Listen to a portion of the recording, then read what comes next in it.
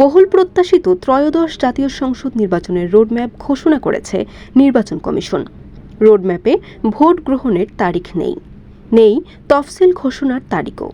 তবে ডিসেম্বরের দ্বিতীয় বা তৃতীয় সপ্তাহে তফসিল ঘোষণার আভাস রয়েছে।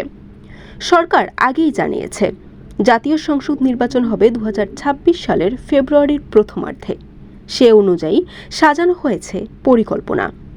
রোডম্যাপে রয়েছে রাজনৈতিক দলসহ অংশীজনের সংলাপ, ভোটার তালিকা প্রণয়ন, নির্বাচনী আইনবিধি সংস্কার, দল নিবন্ধন, নির্বাচনী এলাকার সীমানা নির্ধারণ, ভোট কেন্দ্র স্থাপন, পোস্টাল ভোটিং, পর্যবেক্ষক সংস্থার নিবন্ধন সহ 2 ডজন কাজের সময়সূচি।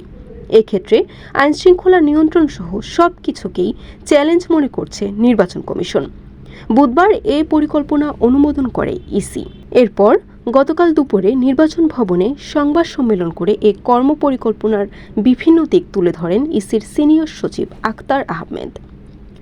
তফসিল কবে এবং ভোট কবে হবে এ প্রশ্নের জবাবে তিনি বলেন, ভোট গ্রহণের 60 দিন আগে তফসিল দেব। আমাদের মাননীয় প্রধান উপদেষ্টার দপ্তর বলেছে আগামী রমজানের আগে ভোট করার জন্য।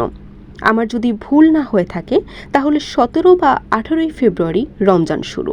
আবার রমজান তো চাঁদ দেখার উপর নির্ভরশীল। এভাবে আপনি নির্বাচনের তারিখ বের করতে পারেন। গণপরিষদ ও গণভোটের দাবির বিষয়ে জানতে চাইলে সচিব বলেন, প্রধান উপদেষ্টার নির্দেশনা জাতীয় নির্বাচনের জন্য।